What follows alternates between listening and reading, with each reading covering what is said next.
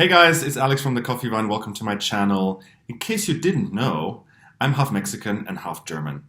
And going to Mexico is always a spiritual experience for me. As I always say to my friends, going to Mexico is not a destination, it is a feeling. Because Mexico is so rich in culture, in food, in history, in just everything about it makes you feel so incredibly special when you're here. And I just love being in Mexico. It's one of the most wonderful countries on the planet. So as a consequence, I'm super excited to be sharing a Mexican coffee in my upcoming April coffee box. This one will be roasted by a Danish roaster called Prolog, who is making its debut in my Coffeevine box in April. And it is a coffee that was produced in collaboration with another friend of mine, a company called Buna. Buna is a Mexican coffee roastery, but also a company that helps connect producers with roasters across the world. They are very involved in the local specialty coffee community. In fact, when I started my exploration of Mexican specialty coffee a couple of years ago, Tercer Lugar, which was Buna's first cafe back in the day, was the first place I ever went to. And I have had a very good relationship with Lalo and Beto since then. So I'm very excited to invite them today to join me in conversation with Prolog to discuss what is Mexican specialty coffee all about, why is it still so surprisingly difficult to find on an international stage, and what is the personal relationship between Prolog and Buna, and to look at some exciting projects that are in the pipeline for those two. So without further ado, please join me in this wonderful conversation, and I hope you'll enjoy it. And yeah, if you like it, please leave a little comment or like down below, and there'll be plenty more of these interviews coming up soon. So let's go straight to the interview. I am now joined by Alberto Riviera-Torres and Jonas Gehl from, well, Jonas is from Prolog in Copenhagen. Beto is from Buna in Mexico. Hello. Hello. Hello. Maybe let's start with Beto. Maybe you can just briefly introduce yourself, and then we'll go to Jonas and do the same there. Yeah, well, thank you for the invitation, Alex. And I've been a part of Buna for over, almost 7 years now. And I've been running all of our commercial area for the past 5 years. And I now just shifted towards something we call new projects. So I'm sure we'll dab into that in a little bit. So very excited. And for the last, Jonas, what has it been? Almost 4 to 5 years, we've created an amazing bond between Mexico and Denmark through what is Buna and Prolog. So very excited to be here. Super cool. Jonas. Yeah, I'm one of the founders of Prolog, together with my business partner Sebastian, and we are just 5 years old company now. We had anniversary a month ago, so we had a lot of cake. I'm still full after that event.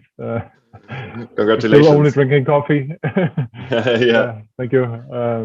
And in my daily job is basically I'm working as a managing director for the company. So I work with the organization, the economy, and also sustainability. And I think in terms of this collaboration with Buna, that's really been a major inspiration for us to get to meet Beto and the whole Buna team. But we can talk much more about that later. Great. So that's what I'm doing. Yeah. Okay. Well, it's a pleasure to do this interview with you guys for the main reason that as I just said in our short intro chat, I'm half Mexican. I was born in Mexico City. I have a very strong emotional connection with this country, and I'm still in Mexico at this moment. And I was in Oaxaca for the most part of my trip. And I have a very sort of strong connection with Oaxaca, and have enjoyed many wonderful coffees from there. So obviously having this opportunity to feature a coffee from Oaxaca in my upcoming April coffee box, which is shipping in a couple of days, is a really great honor. And I also go back a long time with Buna individually, because Buna was the first specialty coffee bar that I ever went to in Mexico many years ago. And I actually interviewed Lalo at the roastery many years ago also. So we had a really nice connection and chat there. So it's a really, really big honor to have you guys together. And I'd love to dive straight in. So maybe we start with Beto, because obviously this coffee was produced in Mexico.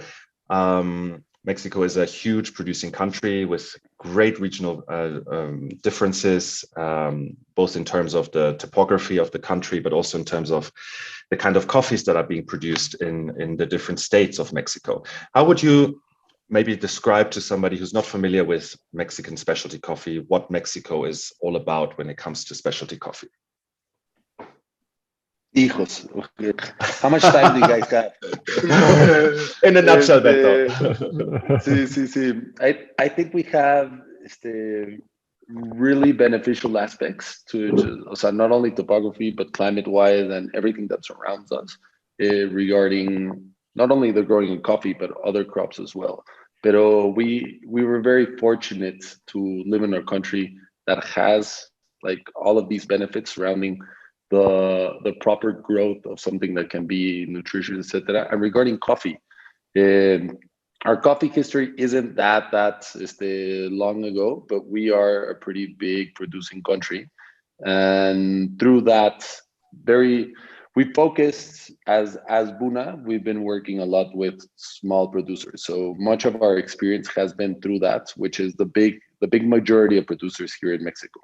And for specialty coffee, I think these producers, or these producing kind of small parcels of land, which is mostly where specialty coffee comes from in Mexico, has great conditions for it to happen, to continue to happen. But they need the other aspect of specialty coffee, which is the conscious consumer, no?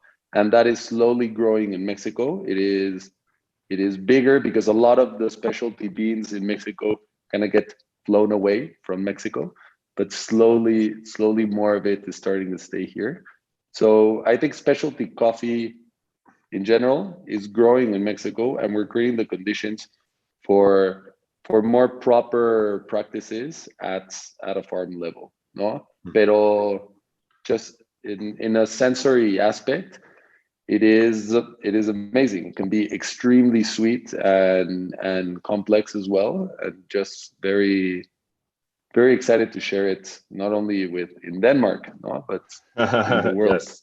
No? So I mean, when I go back to my sort of first exploration of Mexican specialty coffee, I have, I usually visit Mexico once a year for Christmas to be with my family, but I also regularly sort of documented the local specialty coffee scene in Mexico City, because I was very enthusiastic about the fact that you can be in this huge metropolis and you can still drink coffee that was produced a couple of hours away, roasted locally, and then served by very knowledgeable baristas who are very passionate about sharing the story of Mexican specialty coffee. So I can think of Alma Negra, I can think of you guys, of Chiquitito Cafe, of many other places that I've sort of discovered along the way. And I just think it's such a huge benefit to have, as a producing country, to have such a vibrant local scene. Isn't that right? I mean, if you can sort of bring the coffee from just a couple of hours away in Oaxaca, you bring it to the consumer, you can say to them, hey, this is produced in your own country. You can create the sense of pride. How do you feel about that, Beto? It's great, and I think that's just growing. I think we have an amazing opportunity of sharing, being maybe a little more knowledgeable about the story behind certain coffees, because we're closer to it. But we have to take advantage of that. If we don't want to nurture those direct relationships, which outside of specialty coffee, that's kind of the norm, we're not taking advantage of that. And throughout the last 8 to 10 years, as these small specialty shops starting to pop up, more and more information has been shared, more and more excitement towards a different aspect, a different sensory experience of coffees, because Mexico is very driven by this very bitter, dark, maybe espresso, or in another case, instant coffee, for home. So as these ambassadors of different Café Rico, and just these other experiences regarding coffee, more and more people have experienced something that is not only different, but they're starting to experience it at home. So once the final consumer starts buying something else that is not just this very dark roasted coffee with an Italian profile, I think that's when the real shift is gonna happen, at least in Mexico, which we're starting to experience now. No. Fantastic. Jonas, tell me a little bit about how you guys fell in love with Mexican coffees, because you said that you guys have a very strong connection with Buna already for some time. You sent me 2 different coffees from Mexico as for my selection process. They were both excellent, but we had to choose one, so it ended up being the Mazatec.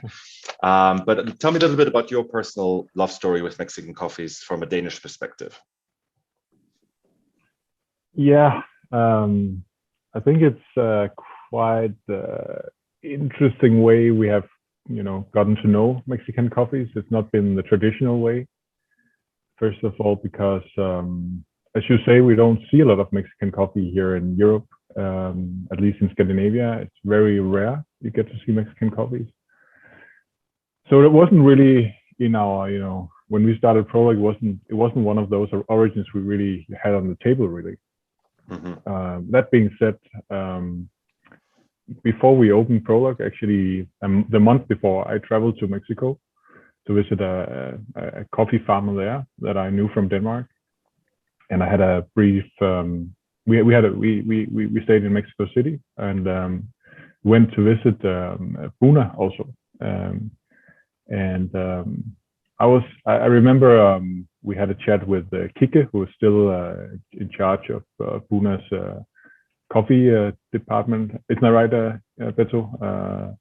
In charge of the R&D and the green coffee. Has an amazing job that goes from the picking of the coffee to when it's bagged, and so he has an amazing perspective that normally just the head of sourcing doesn't have, which is cool. Sorry for the interruption. No, thanks for the clarification. So we met Kike back then, and the old head roaster at Buna. I can't remember his name right now, but also a legend. And I don't know, Kike, he's this kind of a rebel kind of figure. I feel like he's always seemed very progressive in many ways, and kind of he has this kind of, it feels like he's kind of in opposition to the system kind of vibe around. And I think that's a little bit how I see Buna also a little bit sometimes. But anyway, long story short, they presented us to this coffee that tasting exactly like an Ethiopian natural, and obviously it wasn't. It was a Mexican natural processed coffee, and I think that was the point where I really realized that something was taking off in Mexico. And then a year, fast forward 1.5 years, one morning, one of our friends, Jonathan, he comes into the coffee shop at 7 in the morning, and I'm there for some reason, and he's like, Lalo will be here in 5 minutes. And I'm like, Lalo. I've only heard about one person in the world whose name was Lalo. And that was the guy I shook hands with in Mexico City, like 1.5 years before that. I was like, Lalo, you mean Lalo from Buna? I was super puzzled. I didn't know what's going on. Yeah, he'll be in 5 minutes. And then all of a sudden, Lalo comes in with his dad.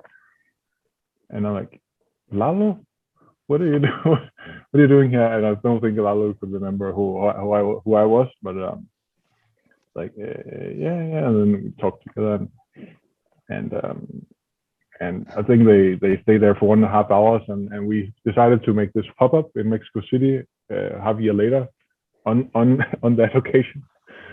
and for some reason that happened, and that's Was it also, sorry, was it a pop-up that you did with Buna together? yes, was yes, in Mexico, in Mexico City. So you guys went to Mexico City to basically share Do a your pop-up. sort of your So Yeah. Jonas, Prolog in Mexico, basically. Yeah. Jonas and Sebastian found an amazing excuse to escape the Nordic winter and come to Mexico in a very short time frame. That's what I do every winter. I try to get out of that misery in Europe, and now with COVID, it's even worse. That's amazing. What a great way to establish that friendship. I mean, it sounds like you guys immediately hit it off. And so when did you guys start like working together to Beto? When did you guys start sending coffee to Denmark on a regular basis to be roasted there? Was actually last was the first time we ever did this. We've been talking about it a lot. We've been doing pop-ups for the last 3 to 4 years almost, Jonas. Yeah, because we did a finding an couple. excuse to go there. Yeah. and you guys find an excuse to come over here but just as a big shipment of green coffee that comes from projects that Prolog has also a deep and emotional bond to, because they know the producers, etc., in their visits to Mexico. Last year was the first time we shipped it over there, and they gave it their amazing sensory apportation, or I don't know how to say it, pero green coffee from Mexico, roasted in a loring by these guys over there, is the magic finishing touches. Is a different product from the exactly same coffee that we roast here, no? So that's one of the amazing things of this. So I wanted to ask you something. This is for Beto, because I remember when I was visiting the Stumptown Roastery in Portland a couple of years ago, and I was speaking with the VP at the time, Matt Lonesbury, about the coffee sourcing practices at Stumptown. And he was telling me that they were really struggling to source Mexican coffee because American consumers, to source Mexican coffee because American consumers thought it wasn't exotic enough. And so there's this sort of like idea across the border to the north that Mexican coffees are not exotic enough, that you have to get something from further away. But my idea when I'm here in Mexico is that, I'm always really amazed by the fact that you can sit in a cafe and you can talk to the barista and say, yeah, we have coffees from Chiapas, we have coffees from Nayarit, we have coffees from Oaxaca, we have coffees from Veracruz. And because Mexico is such a big country, technically speaking, you could be sitting somewhere in the middle of Africa, and the distances there are probably smaller between Rwanda and Ethiopia, or Rwanda and Uganda, than the differences between, some certain Mexican states. And just having this incredible variety in the country itself, is something that I think a lot of foreigners just are not aware of. So what are you guys at Buna doing, for example, to maybe help foreigners understand better, that there is this richness in Mexico? Yeah, I think in the past, a lot of the samples sent from either Mexican cooperatives or Mexican projects here that can source a lot of coffee have been exotic samples, and then certain bridges have been burned when the bulk doesn't meet the standards of those samples. So I think in the international markets, there's kind of this fear of,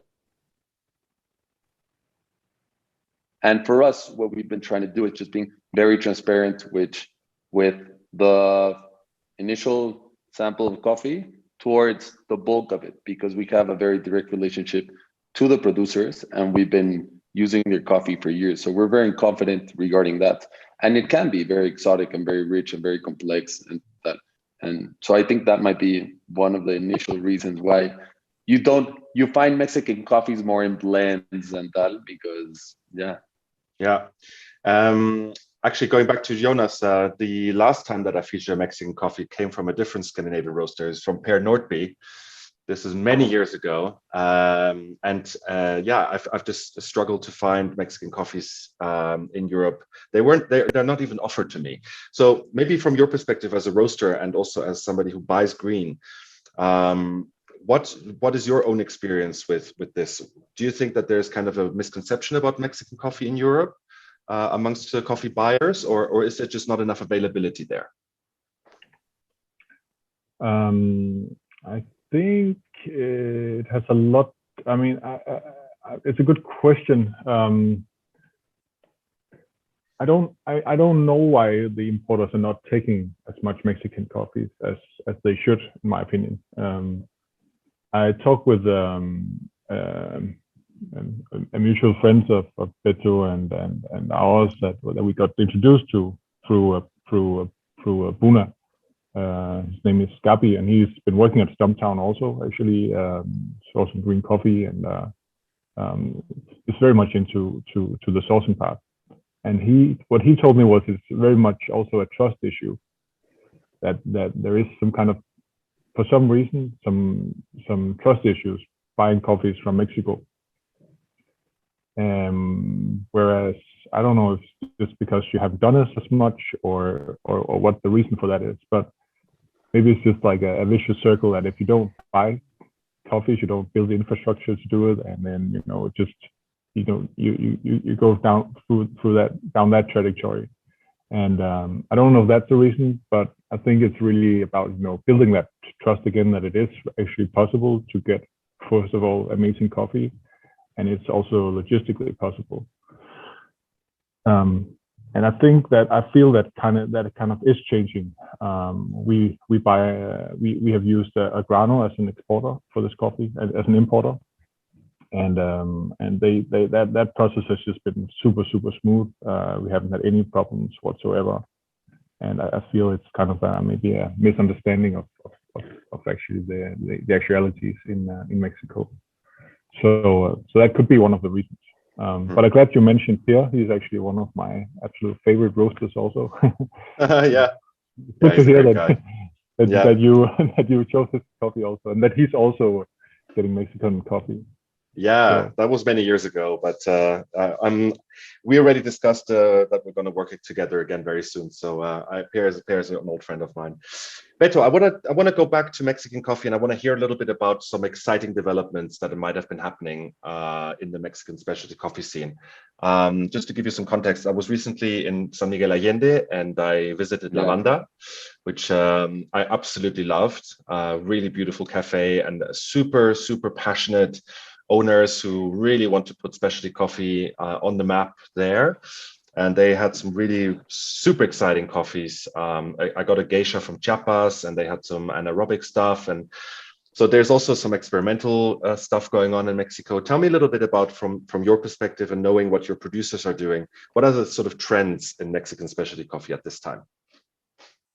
I think it's partly of what really brought you to feel that in your experience in San Miguel is something that's happening, I think, throughout the country, and where it just brings a smile to my face, because specialty coffee, I think, goes much deeper than just having more complex flavors. No? It talks about an understanding and a curiosity and a kind of a certain vocation to do things differently. No? To have a more fair relationship with producers, when you're talking of more environmentally adequate practices, and just socially taking into account the different actors of a whole supply chain. And I think as more of these small shops come up, or a more curious consumer that is now having the opportunity to have this information, or having these different experiences from a very motivated barista or a different cup, etc. This is just starting to grab more and more and more momentum, and this is something that's starting to surround us, and it's just extremely exciting. And this just means more healthy and vital relationships with the people that actually grow the coffee, no? And that is just extremely exciting, being in a producing and a consuming country, no? Yeah, for sure. I mean, I think that's exactly it, because if you are trying to build a specialty coffee scene in a certain place, in Europe, we had some great baristas, great roasters. I mean, Prolog is one of them, but also very passionate consumers who are just very curious to discover specialty coffee. But here you have this unique benefit that you can just go to the farm, you can meet the producer, you can have direct relationships at such a short distance. that it also makes it a lot easier, I think, to kind of build an understanding and build a community that is, not just coffee brewers or coffee, baristas or roasters, but it's like everybody coming together. And I see, for instance, like when I was in Tijuana a couple of years ago, I saw a super vibrant coffee scene in Tijuana. I was very surprised. And the guys there were like, yeah, we're so isolated from the rest of Mexico. We just need to do our own thing. We get all the influences coming down from California and we just do our own thing. They have a great craft beer scene, great coffee scene. So that's really exciting, I think, for Mexico. No, definitely. And Tijuana and all these border towns in Mexico have this huge US influence. So they're one of the first kind of trendsetters for a lot of things coming down into the country. So yeah, that's how I felt crazy.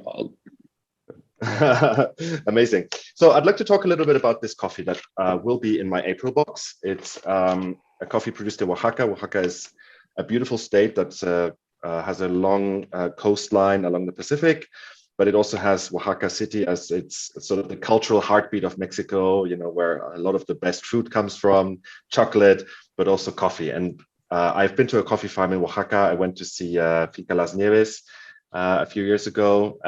There's some really amazing stuff happening there. Maybe we can talk with Beto first about this coffee, and then Jonas, you can tell me a little bit about what made this coffee stand out to you as a buyer and what it means to you. So Beto, tell me a little bit about the producers. Who are they? Okay, I'm actually for that because Jonas has an amazing relationship with Don Eleazar, which is the leader of that cooperative.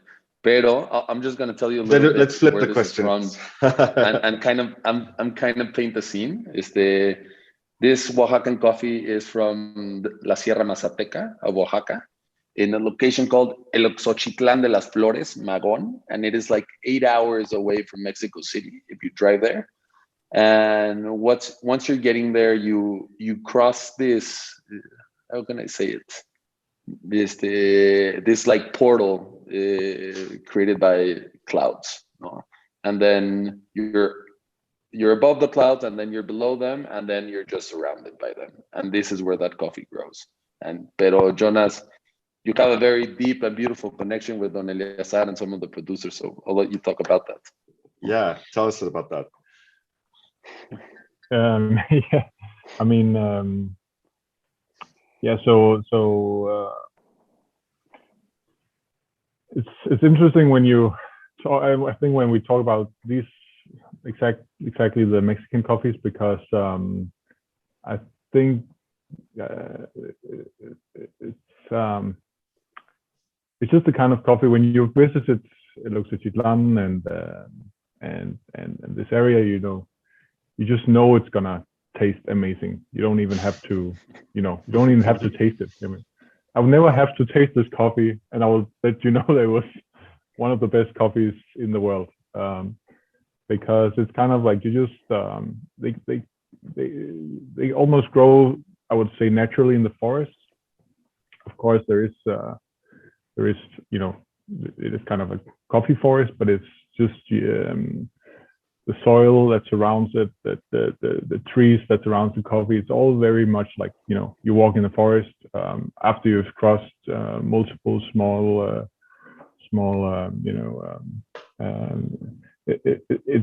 I mean, I'm quite impressed that this coffee actually happened to get to Denmark, because just crossing the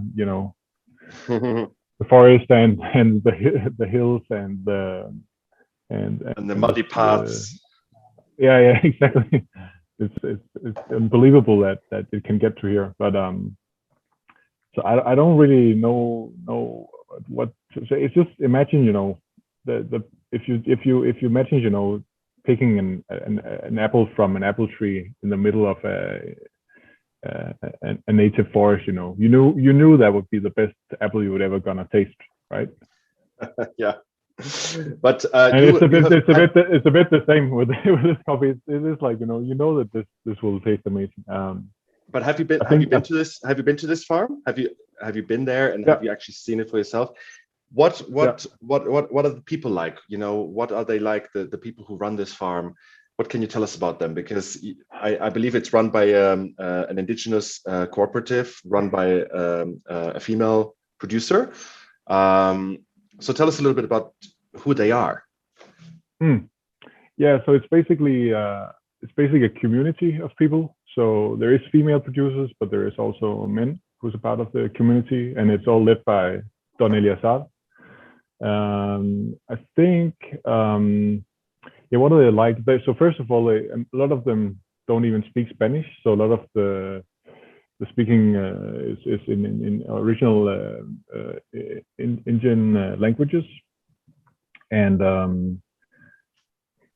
mean, how I feel like it's been like a cultural development that has also taken place in the collaboration with Buna. That they didn't. I think they've produced coffee for many years, but I think they've also changed the way they produce coffee through the relationship with Buna.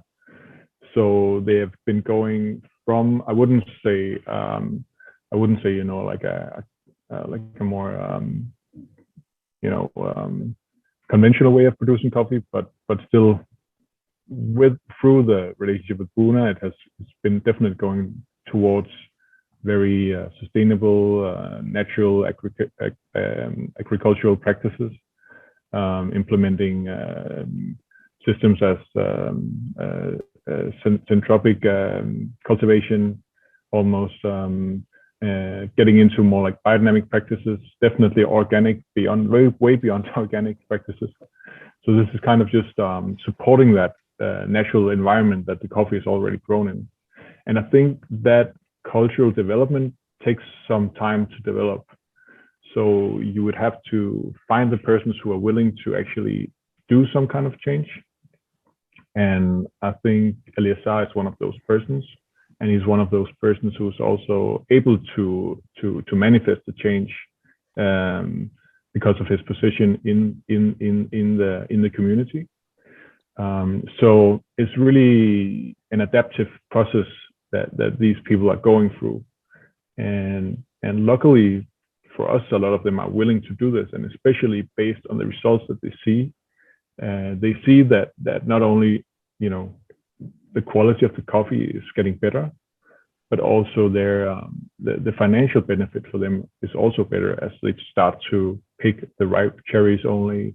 The soil gets better, they get higher yields. So it's basically a very positive circle, both in terms of sustainability, in terms of finance, in terms of the agriculture surrounding. So I don't know. I mean, it's you think that's a lot of things to say, but it's a lot of things to say. But yeah. But it's really amazing just to see that they're excited about this process as well, and you can feel that you're creating something great for this community. I feel like through this collaboration. Amazing. I mean, I have to say it is really one of the sort of most exciting coffees that I've tasted in a while, and it's just a really great representation of Mexico.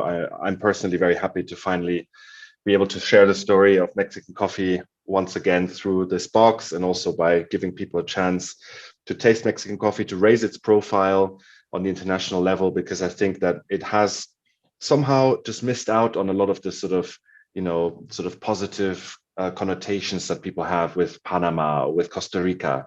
It's just not quite there. But I think what the great work you guys are doing by sourcing these coffees in Buna, by making possible all of this exciting development in especially coffee scene in Mexico, that's helping us to get to that next stage, which I hope that in the future we'll see a lot more Mexican specialty coffee available all over the world. So Beto, I'd like to go back to you just sort of briefly before we sort of end. Can you tell us about some exciting projects that you guys are working on in Mexico this year? Yeah, digo, this might come as no surprise, pero in Buna, besides creating very deep relationships with the people that grow the coffee, our mission is to conserve these Mexican ecosystems. No, and we've been able to do that, having not only deep relationships with the producers we work with, but with our wholesale clients. No, so we share our coffee with restaurants, hotels, other cafes, blah blah.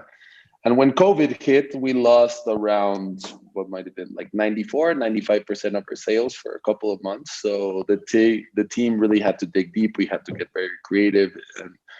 And something we launched in kind of a beta stage was our e-commerce, our digital store for our productos ricos. And which includes chocolates and honey and which includes chocolate and honey, and and just as a small little commercial, what we learned through our mission is that we can conserve certain ecosystems when you work with coffee, but if you add cacao, you'll work with other regions, other elevations, other producers. So that was an easy transition as well. Start working with cacao producers. And having healthy bees is just also a no-brainer. So we also share honey. And we share kind of other add-on products in your store. So we've learned a lot about how, a little bit about this digital world and how it kind of works. Pero we want to do something that's very similar to what you're doing, Alex, And maybe not different coffees from different roasters, etc., but creating very deep relationships with our customers and the people that believe in our project.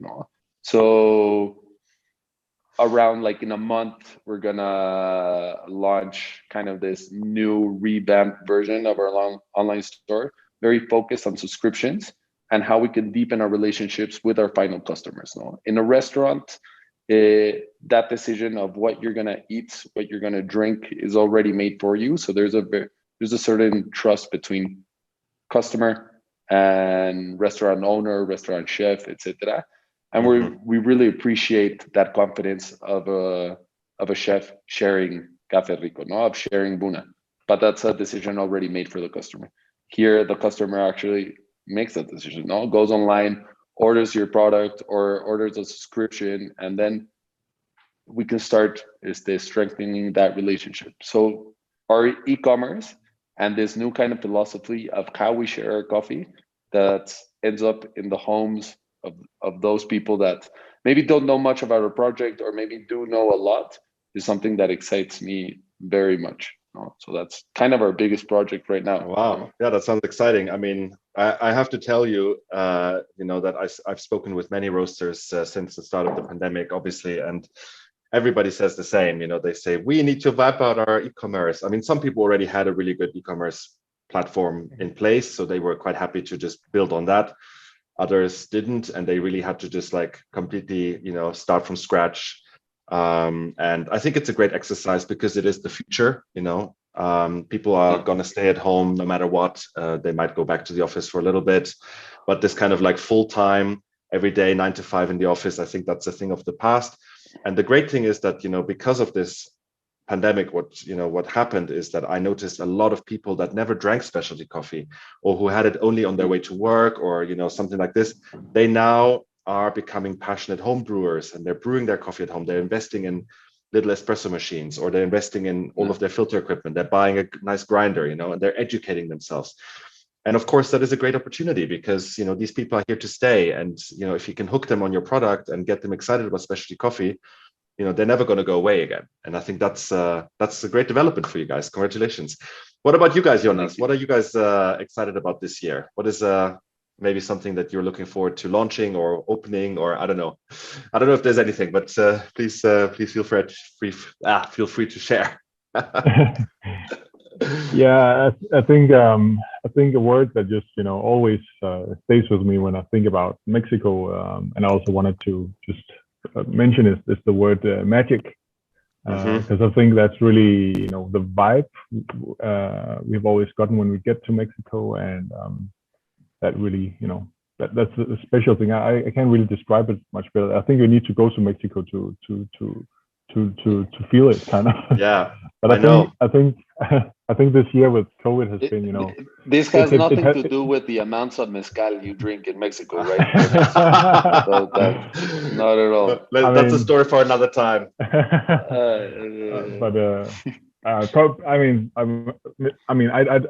have to be honest. I keep a good amount of mezcal at home now, also just for the bad days. but no, but just I think this whole year with COVID has kind of been really tough in terms of especially that word to create the magic, because I think with all the restrictions and all the limitations and all the struggles, it kind of really put some kind of it's really impaired that part of the operations, because I think both Buna and Prolog and a lot of other companies are really just trying to build that foundation so we can create something that's great for our customers, for our guests, for the wholesale clients. And I think when you kind of take that rock away underneath that you're standing on in your daily operations, it's kind of just that you get in this survival mode. And I really look forward to getting back into normal operations where we can build on from where we were before. I mean, of course, we've learned a lot from COVID, and we'll definitely take that with us. But I think we really look forward to being able to provide the service, the hospitality that we are set in the world to do. And I think that's really what we are looking very much forward to. And I can't wait to move on with that. So that's really what it's most about for us right now. But we definitely have a lot of energy to do that, and really looking forward to that. See, that's great to Jonas, hear. If I can just add to that, I never really thought about these limitations towards the magic that Prolog provides. Just in a cafe scene, I feel extremely warm and very appreciative every time I walk into one of your cafes because of the hospitality experience you built and also the products. And it just hit me that as these limitations have been set, there's been a big obstacle for you guys to actually share that magic. It felt really weird, pero yeah. Indeed. Yeah, but I always also say, oh, go ahead. Sorry. It's just that I think Beto also mentioned something really important, like building that kind of deep relationship with the customers is something that's very special if you can do that. And it takes a lot of effort, and so I just think that's an important thing to keep building on as well. Definitely. And just to get back to what you said about Mexico, I always say Mexico is not a destination, it's a feeling. And you feel it from the moment you land. And it's the warmth of the people, it's the colors, it's the taste and the smell of the food and the drinks, and it's the coffees, and it's everything. It's I'm super happy that I have a chance to come here so often, because I feel such a deep connection with this country, and that's also why I'm super happy to share this coffee with my customers in the April box. And on that note, I'd like to thank both of you for joining me here today, for sharing your personal experiences about Mexican coffees and your stories, and to share with the world what Mexican coffee is all about. And hopefully more people will get to discover Mexican coffee as a consequence. And hopefully we will see more producers and more roasters working together in the near future. So I want to say thank you to both of you for joining me here today. Thank you. Thank you so much. Thank you very much, Alex and Jonas. It's been a real pleasure. Thank you. Thank you. I hope you enjoyed that conversation with Beto and Jonas. And if you did, then please subscribe to my channel or follow me on Instagram and leave a little comment down below. Let me know if you've had any specialty coffee from Mexico and what you thought about it, because it is still something that is largely still unavailable in Europe, at least. I still find it very hard to find good specialty coffee from Mexico, even though Mexico has an incredible wealth of specialty coffee producers and the quality is very high. So I'd love to hear if you have had a chance to try Mexican specialty coffee and what you thought of it and where you got it from. And hopefully after this interview, you will have a better understanding of what Mexican specialty coffee is all about, and you'll hopefully be soon drinking lots more of it. So thank you so much for tuning in, and I'll see you for another interview soon.